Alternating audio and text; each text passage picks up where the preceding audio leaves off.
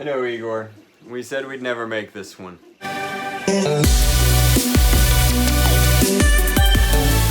So before we begin, I guess we should talk about that title, right, guys? In addition to just being the way that I felt for the last year, and certainly the last 2.5 years on some level, but really the last year in particular, I've noticed that a lot of my childhood heroes, while I was reflecting on making this video, were also the last of their kind, and it was almost a creepy sort of coincidence, but one of my favorite childhood heroes, Kai, from the series Lex, which you've probably never heard of, but that's okay, is the last of the Brunin G, and then Samurai Jack is, of course, not only the last of his proud warrior race, but also the last of his entire kind of time. And then Riddick, in addition to being portrayed by one of my favorite actors and being a character that I identify with on a number of different levels, is the last Furion, which is never really explained in great detail, but is definitely a motivating source for him.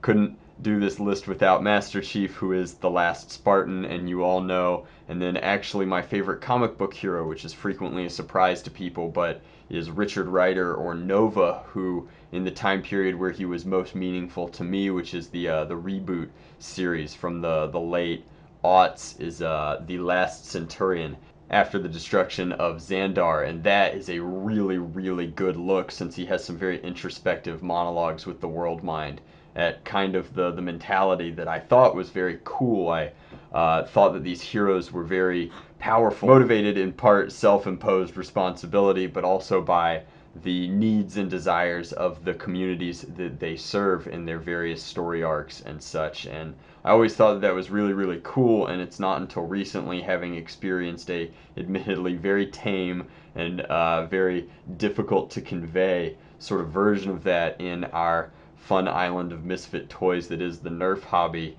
just how incredibly, cripplingly, almost lonely and isolating that can be to have those responsibilities and no sense of referent other. It is not something that I would wish on anybody, and is something that in 2019 I hope changes with some of the grand designs I've been working on and planning for the last decade, honestly, and I'm very excited to share them with you soon. And so that's kind of gonna be the tone of this video. It's not a video I ever wanted to make. It's not a video I'm enjoying making. I've been trying to make it on and off like all week, and it's just a real grind, because I know that half of you are going to think that this is some sort of self-serving ego trip, and I can barely blame you. Most YouTubers' entire channel is a self-serving ego trip, particularly the successful ones, because with the current system it's just rewarding Vine, which was full of self-serving egotists. And then the other half are going to think that this is a completely unnecessary trip down Nerf history lane, and that perhaps nature should just take its course, and that the YouTube algorithm is doing a fine job already, and we should just steady the helm and stay on our current trajectory. But for those of you that are interested in kind of what's been going on behind the scenes and where I'm at with the channel right now, soldier on, find your fantasy seatbelts, and come with me on an exciting journey. Well, the truth of the matter is that 2.5 years ago, and especially this year in particular, YouTube just completely sold out to advertisers and optimized into a completely new system that did not benefit anything but the top 1% of the top 1% of creators on their site. You either had to adapt or die, and I'm already dead. So the basic premise is that in addition to trying to make sure that all of their content was advertiser friendly, and we'll get to that in a moment, YouTube decided to reward channels specifically for making good content. And when I say good content, I mean content that makes YouTube money. So that is engaging, shareable, social media based, kind of smaller or easy to digest videos. And the kind of education based content that I love making just does not make the cut. Its watch retention tends to be very high for some viewers and almost negligible for others who just skip to the end to see the finished result. And it does not reward my current content that I make under this system. Now, it's the kind of content that I want to make, and it's the kind of content that my audience knows me for and appreciates and enjoys, but unfortunately, I'd be far better served switching over to some other kind of content that would not only make YouTube more money, but in turn make me money, and also keep my channel alive in terms of like showing my content to people in suggested videos. And that's I'm getting ahead of myself. So let's go back to the origin of YouTube Nerf, as gritty as it is, before the phrase Nerf tubers had ever been thrown around. And essentially, there were 3 Nerf tubers right before I showed up, and I showed up in the fray very quickly into this, so it could be said that I was one of the first ones, but there were definitely 3 definitive Nerf tubers around when I started, so to speak, and that would be UIN13, a guy named K&D Operative, and Coop772. Now you certainly recognize one of those names, and we'll get to that in just a moment, but UIN13 and K&D Operative and myself and Coop were all making more or less the same kind of content. Simple, low budget, one man, one camera videos trying to enrich and inform our hobby about blasters that we were building, or new things that were coming out, or in particular events that we were excited to attend. And in a lot of ways, outside of the very beginning of the NIC and forums and the IRC, this was the first community-based sort of nerfing hubs out there, and it quickly got away from us. Unfortunately, UIN13 quit when he decided to get super duper into cosplay and focus exclusively on his education, and K&D Operative drifted away when he joined the military.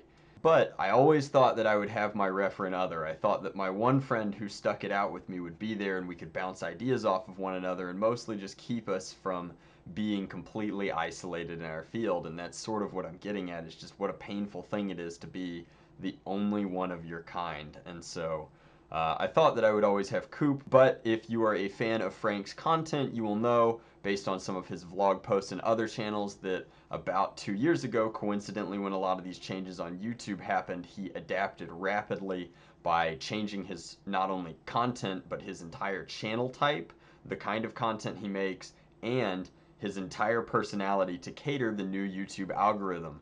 He put on an entirely new persona to suit this entertainment category, which is unfortunately the only way that I think Nerf channels can actually flourish and thrive these days. I just don't think that YouTube is ever going to go back to rewarding small education-based channels. It's just a real shame. Now, I know what you're thinking, but Drac, that only covers the old tubers, and change is nature, so obviously adapt or die, right? But the question is, why aren't the new tubers doing very well? And there have been, over the last few years, a lot of really good new Nerf channels. I'm going to list them all off here. These are a random assorting spatterings of people that I really like and regularly consume their content. And the fact of the matter is that sadly none of the new tubers have gotten to that threshold where you can make a living doing what you love on this platform. And the problem is twofold. So YouTube is constantly suppressing small creators. They're making it more difficult to get monetized, but that pales in comparison to the ultimate crime that they've done, which is that they just quietly suppress content that they don't think is going to perform well algorithmically in what can only be described as non-bombastically, like Chinese levels of like quiet censorship. For those who might not be aware, like that's what China does. They just suppress part of the internet or slow down part of the things that they don't want you to see. And so quietly over time, human impatience just takes over. The fact of the matter is that it used to be that all content was shown to viewers equally based on a fair ratio of subscription, novelty, newness, and popularity. And now it is entirely like clickbait and popularity driven as to what gets pushed into the recommended feed. This supersedes everything from actual subscriptions to actually high production value content. And it's a shame because, again, a lot of the people on this list are putting in a ton of work, but not a single person on this list who I would all consider to be real nerfers and are like doing good things for the community has broken even 100,000 subscribers. And that's mind-blowing to me that the people who are working really hard and are very passionate about this hobby can't seem to break that glass ceiling as long as their content is being suppressed by the new algorithm. That's only one part of the problem. The YouTube algorithm can be gamed. You can learn to play within it. You can fight really, really hard, and that's what I've been having to do for so long. The other part of the problem is that the community doesn't support creators when they try and do things to play into it. Now maybe this one's a little bit personal, but I have made content that's designed to play nicely with the algorithm, and it has performed well. Like, it has, by all quotients on YouTube, been successful content and has pushed beyond my subscriber base. The issue is that the community hates it, and so it's impossible to exist in both worlds. And so you wind up in this really weird paradox where it's painful to be the last of your kind. Like, it's difficult to be somebody who makes their income predominantly through this hobby that we all share and love, and constantly has to serve the needs of an algorithm that punishes them on a regular basis. I want to make more modification guides. I want to do a complete breakdown of lipos at some point. Like, there's a lot of knowledge that I want to share that I just can't synthesize. And the worst part is that if I do it and I go out and I take that risk and it doesn't perform well, the YouTube system is in a place where they punish your entire channel every time you have what they consider to be non-high value content. And as if that wasn't already so painful, if it wasn't already the sadistic choice between the content that you love and want to make and the content that will actually feed you and pay your bills, I could forgive that. I could maybe find a happy medium. Like, I could forgive most of the sins that YouTube has committed against not just their small creators, but their middle-level creators as well, if it weren't for the fact that I am in, again, this just very unique and very weird place where I am not a firearms channel.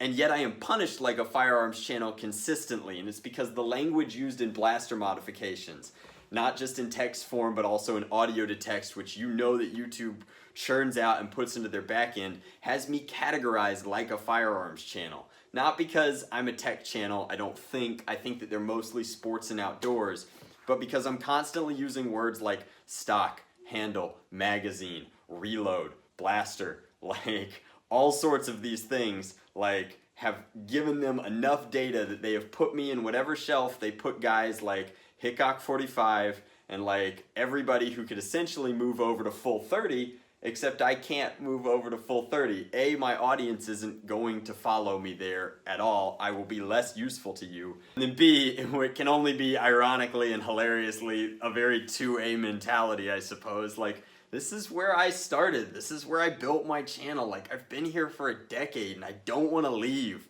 And so I have sent emails to my partner manager at YouTube, which if you ever do get above 100,000 subscribers, you do get a direct line to somebody at YouTube who will take your phone calls and should answer your questions. I have used this for only one thing in my entire YouTube career, and that is over the last 2 years, I have pleaded with them consistently to please stop categorizing my content as dangerous content. And they have even agreed verbally over the phone with me. My content manager has been like, yeah, we understand. Like, the phrase, my content brings joy and education to children and the next generation of engineers, has been used by me and echoed by them. They understand and they just don't care, like, at all, because to them, I'm a support case that makes no sense to fix. The algorithm is doing what they want. It's making a less profitable section of Google slightly more profitable. And so they don't care. Like, they're like, yep, all the firearms content, we'll squeeze them out of existence and just bleed the life out of them until they do go somewhere else.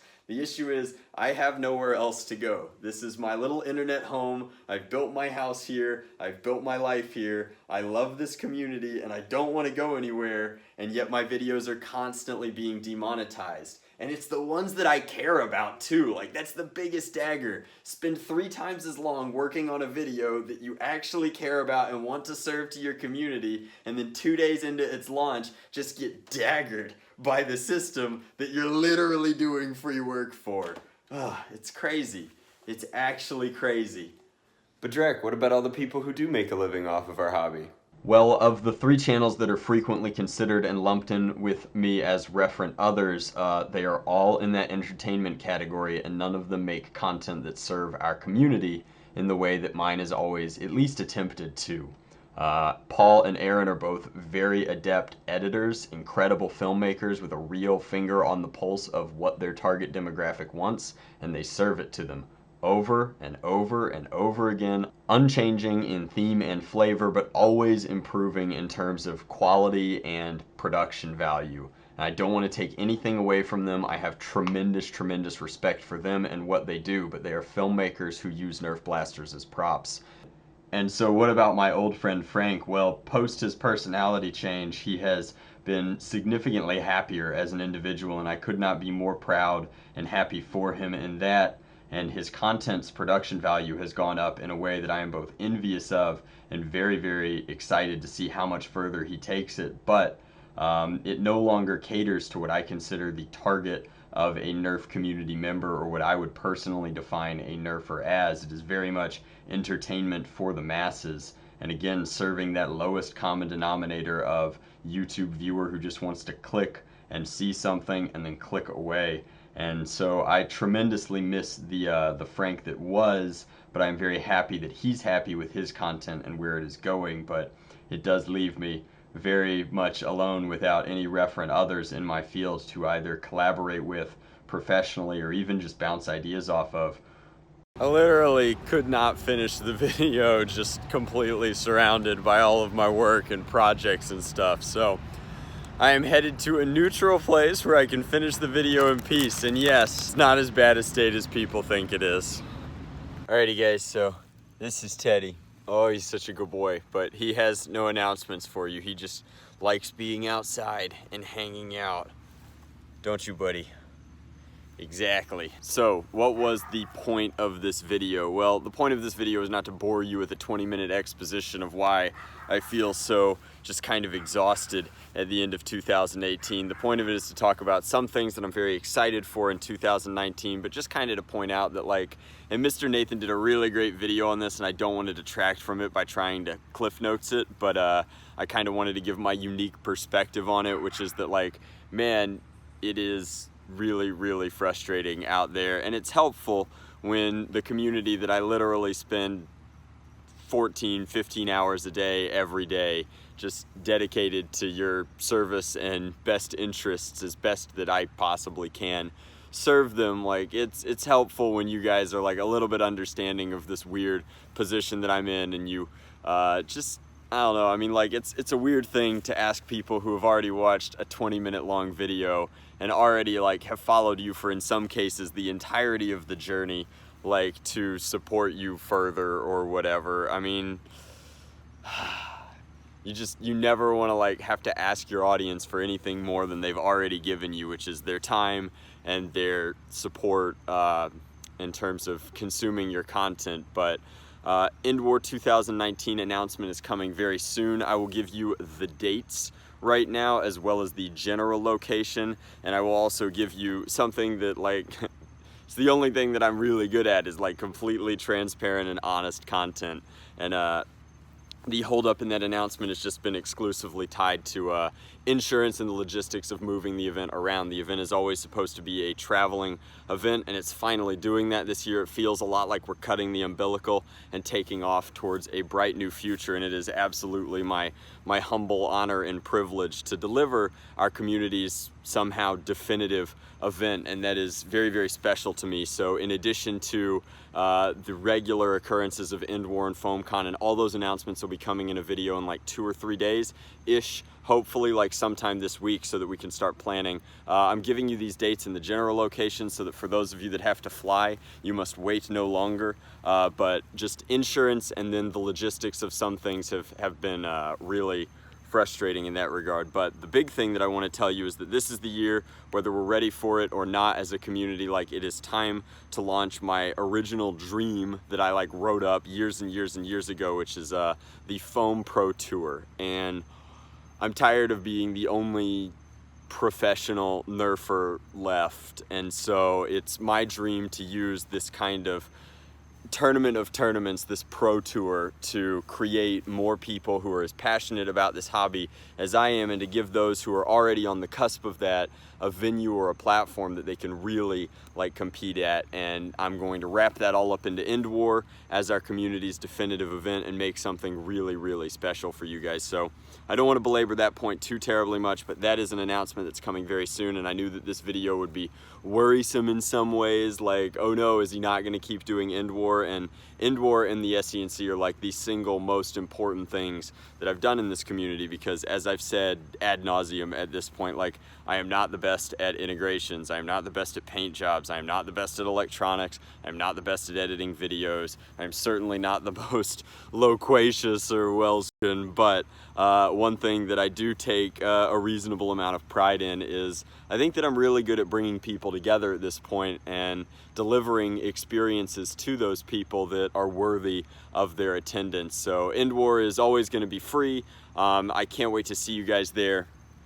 But that is those announcements out of the way. And then the biggest thing is, like, it is just cripplingly the worst year on YouTube ever, 2018, at least for me. And so with a lot of the things that I'm doing, your support would mean an absolute ton to me on Patreon. And yeah, I snuck it in there. It's a sneaky Patreon promotion video, right? But I couldn't do it without like as much integrity as I could possibly muster in telling you why it's so important for me to push for Patreon in 2019 and explain like why YouTube has been so, in my opinion, like uniquely unfair to me and our hobby in general. But my Patreon will be linked in the description box below. If you've ever sent me anything, if you've ever attended one of my events, if you've ever bought a bandana, or the bandanas are always free, if you've ever bought a patch or a t-shirt from my buddy EOC, like, you have already supported me in excess of anyone who just watches this channel. So like,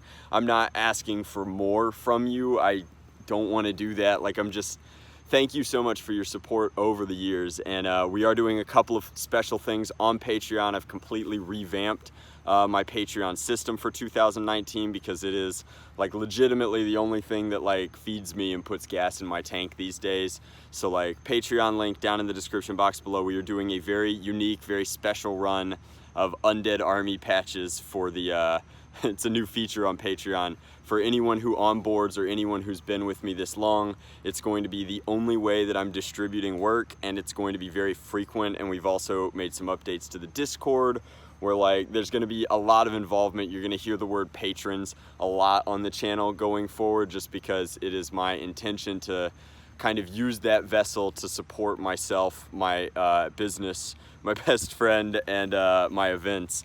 And in doing so, we will be trying to support their interests as well. So a lot of cool stuff going on Patreon. If you haven't caught up with it, it's definitely worth at least checking out some of the support tiers. Like, there's something for everybody on there, and your support would mean an absolute ton to me. It is literally the fuel that keeps my fire burning. So thank you guys so much for everything that you've done over the last years and years and years.